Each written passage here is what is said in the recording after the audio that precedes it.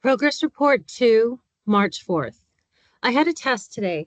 I think I failed it, and I think maybe now they won't use me. What happened is I went to Professor Niemer's office on my lunchtime, like they said, and his secretary took me to a place that said psych department on the door, with a long hall and a lot of little rooms with only a desk and chairs. And a nice man was in one of the rooms, and he had some white cards with ink spilled all over them. He said, "Sit down, Charlie, and make yourself comfortable and relax." He had a white coat like a doctor, but I don't think he was no doctor because he didn't tell me to open my mouth and say, "Ah." All he had was those white cards. His name is Bert. I forgot his last name because I don't remember so good. I didn't know what he was going to do, and I was holding on tight to the chair like sometimes when I go to a dentist, only Bert ain't no dentist neither. But he kept telling me to relax, and that gets me scared because it always means it's going to hurt. So Bert said, "Charlie, what do you see on this card?" I saw the spilled ink, and I was very scared, even though I got my rabbit's foot in my pocket, because when I was a kid, I always failed tests in school, and I spilled ink too. I told Bert I saw ink spilled on a white card. Bert said yes, and he smiled, and that made me feel good. He kept turning all the cards, and I told him somebody spilled ink on all of them, red and black. I thought that was an easy test, but when I got up to go, Bert stopped me and said, "Now sit down, Charlie. We are not through yet. There's more we got to do with these cards." I didn't understand about it, but I remember Dr. Strauss said to do anything the tester told me, even if it don't make no sense, because that's testing. I don't remember so good what Bert said, but I remember he wanted me to say what was in the ink. I didn't see nothing in the ink, but Bert said there was pictures there. I couldn't see no pictures. I really tried to see. I holded the card up close and then far away. Then I said if I had my eyeglasses, I could probably see better. I usually only wear my eyeglasses in the movies or to watch TV, but I said maybe they will help me see the pictures in the ink. I put them on and I said, "Now let me see the card again. I bet I find it now."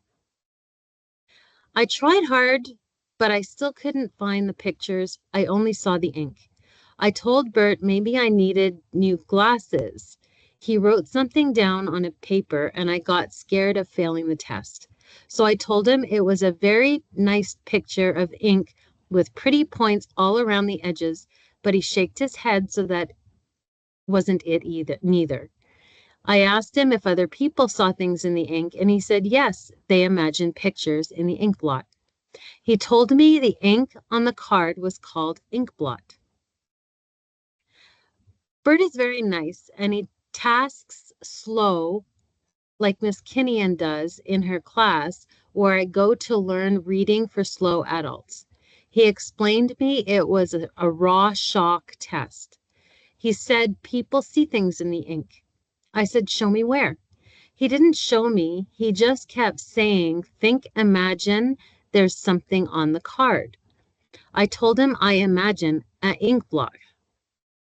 He shook his head, so that wasn't right either.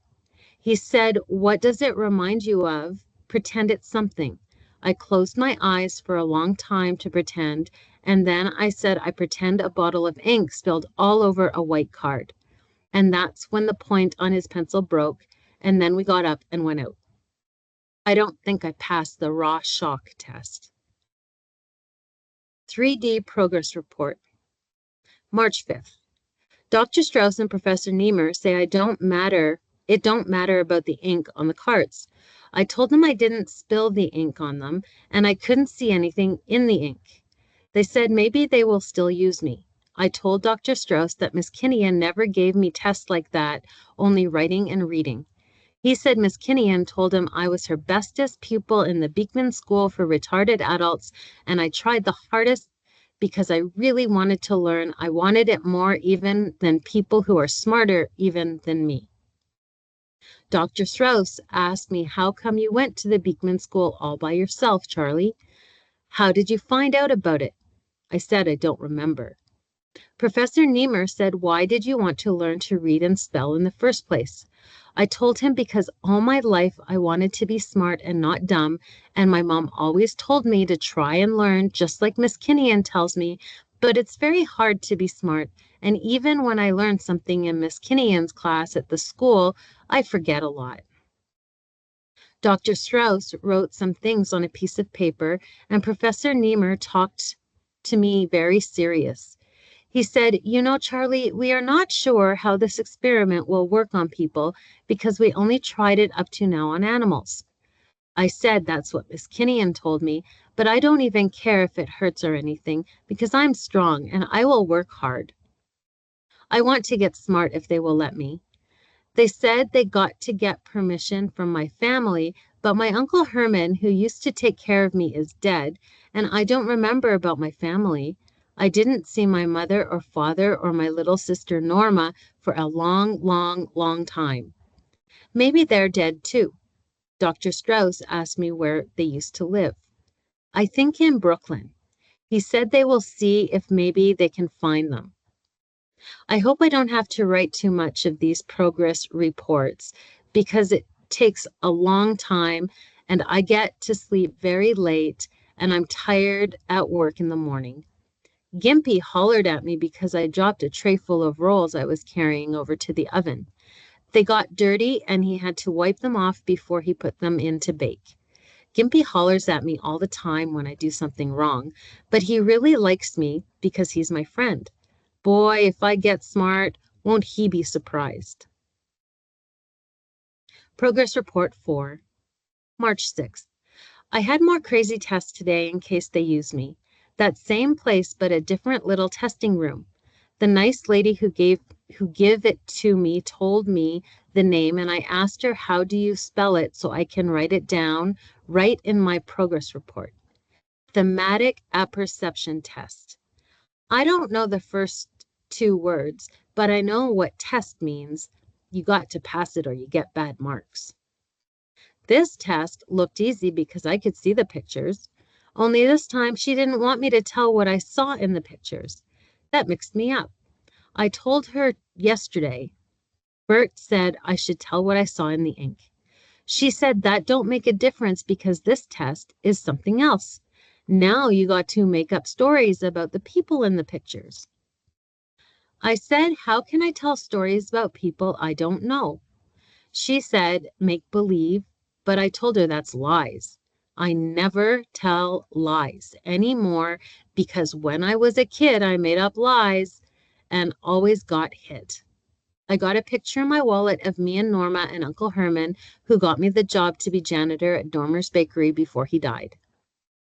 I said I could make stories about them because I lived with Uncle Herman a long time, but the lady didn't want to hear about them. She said this test and the other one, the raw shock, was for getting personality. I laughed. I told her, how can you get that thing from cards that somebody spilled ink on and photos of people you don't even know? She looked angry and took the pictures away. I don't care. I guess I failed that test too. Then I drawed some pictures for her, but I don't draw her so good. Later, the other tester, Bert in the white coat, came back. His name is Bert Sheldon, and he took me to a different place on the fourth floor in the Beekman University that said Psychology Laboratory on the door. Bert said psychology means minds and laboratory means a place where they make experiments. I thought he meant like where they made the chewing gum, but now I think it's puzzles and games because that's what we did. I couldn't work the puzzle so good because it was all broke and the pieces couldn't fit in the holes. One game was a paper with lines in all directions and lots of boxes. On one side it said start, and on the other end it said finish. He told me that the game was amazed, and I should take the pencil and go from where it says start to where it said finish without crossing over any of the lines. I didn't understand the amazed, and we used up a lot of papers. Then Bert said, look, I'll show you something. Let's go to the experimental lab. Maybe you'll get the idea. We went up to the fifth floor to another room and lots of cages and animals. They had monkeys and some mouses. I had a smelly, it had a funny smell like old garbage. And there was another people in white coats playing with the animals. So I thought it was like a pet store, but there wasn't no customers. Bert took a white mouse out of the cage and showed him to me. Bert said, "That's Algernon, and he can do this amaze very good." I told him, "You show me how he does that." Well, do you know he put Algernon in a box like a big table with a lot of twists and turns, like all kinds of walls and a start and a finish, like the paper had. Only there was a screen over the big table. And Bert took out his clock and lifted up a sliding door and said, "Let's go, Algernon." And the mouse sniffed 2 or 3 times and started to run. First, he ran down one long row, and then, when he saw he couldn't go no more, he came back to where he started from, and he just stood there a minute, wiggling his whiskers. Then he went off in the other direction and started to run again. It was just like he was doing the same thing Bert wanted me to do with the lines on the paper. I was laughing because I thought it was going to be a hard thing for a mouse to do. But then Algernon kept going all the way through that thing, all the right ways, till he came out where it said finish, and he made a squeak. Bert says that means he was happy because he did the right thing. "Boy," I said, "that's a smart mouse." Bert said, "Would you like to race against Algernon?" I said sure, and he said he had a different kind of a maze made of wood with rows scratched in it and an electric stick like a pencil, and he could fix up Algernon's amaze to be the same like that, no, like that one, so we could both be doing the same kind. He moved all the boards around on Algernon's table because they come apart and he could put them together in different ways. And then he put the screen back on top so Algernon wouldn't jump over any rows to get to the finish. Then he gave me the electric stick and showed me how to put it in between the rows, and I'm not supposed to lift it off the board, just follow the little scratches until the pencil can't move anymore or I get a little shock. He took out his clock and he was trying to hide it, so I tried not to look at him, and that made me nervous. Then he said go. I tried to go, but I didn't know where to go. I didn't know the way to take. Then I heard Algernon squeaking from the box on the table and his feet scratching like he was running already. I started to go, but I went in the wrong way and got stuck and a little shock in my fingers, so I went back to the start, but every time I went a different way, I got stuck in a shock.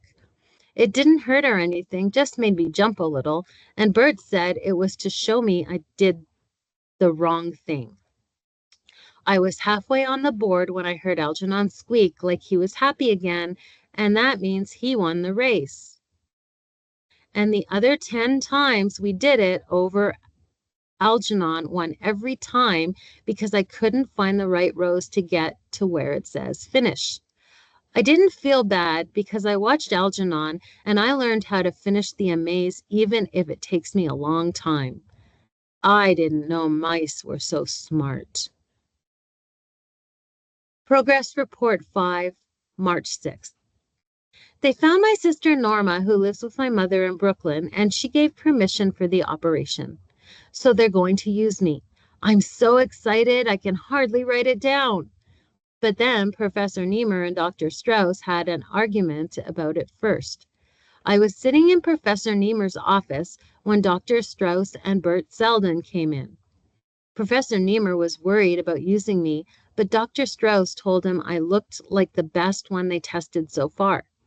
Bert told him Miss Kinnian recommended me the best from all the people who she was teaching at the Center for Retarded Adults, where I go.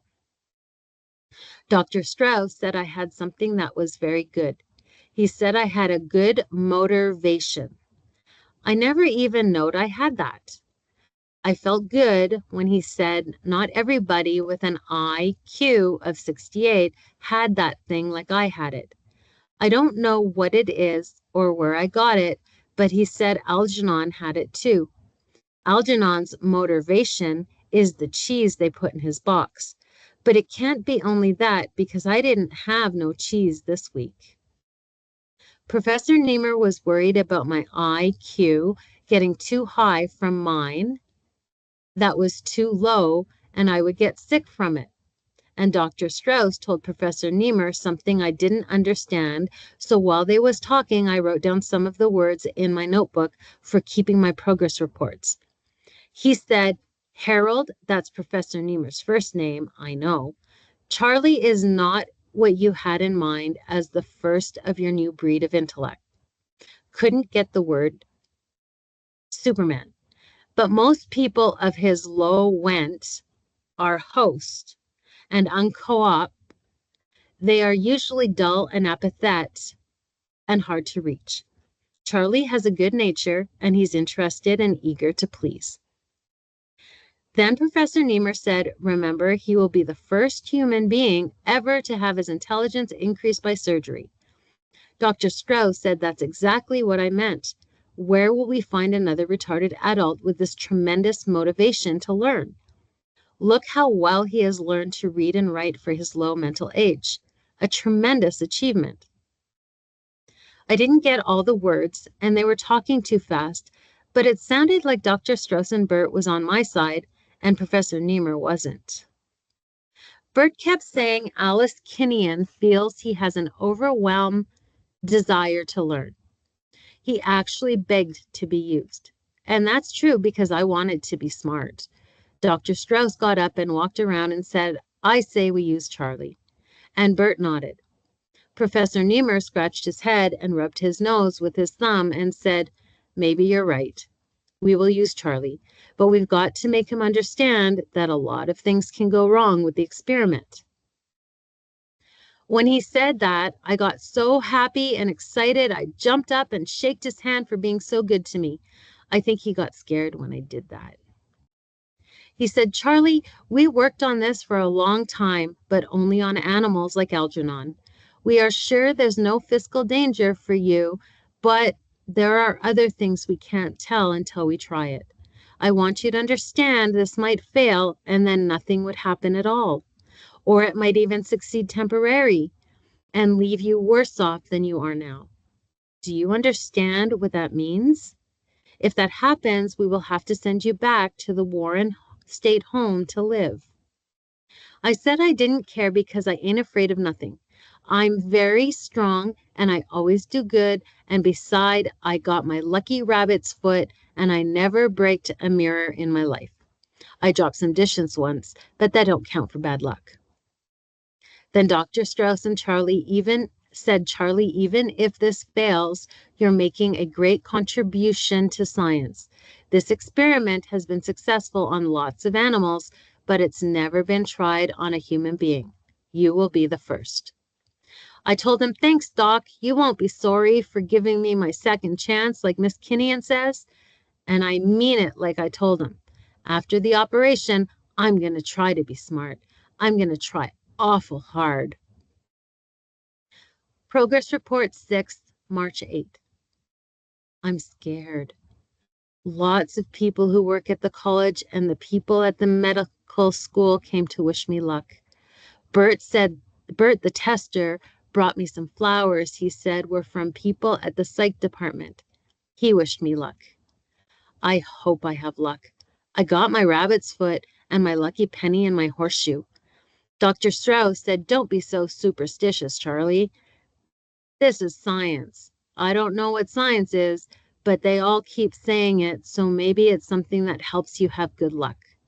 Anyway, I'm keeping my rabbit's foot in one hand and my lucky in the other hand with the hole in it. The penny, I mean. I wish I could take the horseshoe with me, too, but it's heavy, so I'll just leave it in my jacket. Joe Carp from the bakery brought me a chocolate cake from Mr. Donner and the folks at the bakery, and they hope I get better soon. At the bakery, they think I'm sick because that's what Professor Niemer said I should tell them, and nothing about an operation for getting smart. That's a secret until after in case it don't work or something goes wrong. Then Miss Kinnian came to see me, and she brought me some magazines to read, and she looked kind of nervous and scared. She fixed up the flowers on my table and put everything nice and neat, not messed up like I made it. And she fixed the pillow under my head. She likes me a lot because I try very hard to learn everything, not like some of the people at the adult center who don't really care. She wants me to get smart. I know. Then Professor Niemer said I can't have any more visitors because I got to rest. I asked Professor Niemer if I could beat Algernon in the race after the operation, and he said maybe. If the operation works, I'll show that mouse I can be as smart as he is, even smarter. Then I'll be able to read better and spell the words good and know lots of things and be like other people. Boy, that would surprise everyone. If the operation works and I get smart, maybe I'll be able to find my mom and dad and sister and show them. Boy, they be surprised to see me smart just like them and my sister. Professor Niemer says if it works good and it's permanent, they will make other people like me smart also. Maybe people all over the world. And he said that means I'm doing something great for science and I'll be famous and my name will go down in the books. I don't care so much about being famous. I just want to be smart like other people so I can have lots of friends who like me. They didn't give me anything to eat today. I don't know what eating got to do with getting smart, and I'm hungry. Professor Niemer took away my chocolate cake. That Professor Niemer is a grouch. Dr. Strauss says I can have it back after the operation. You can't eat before an operation, not even cheese.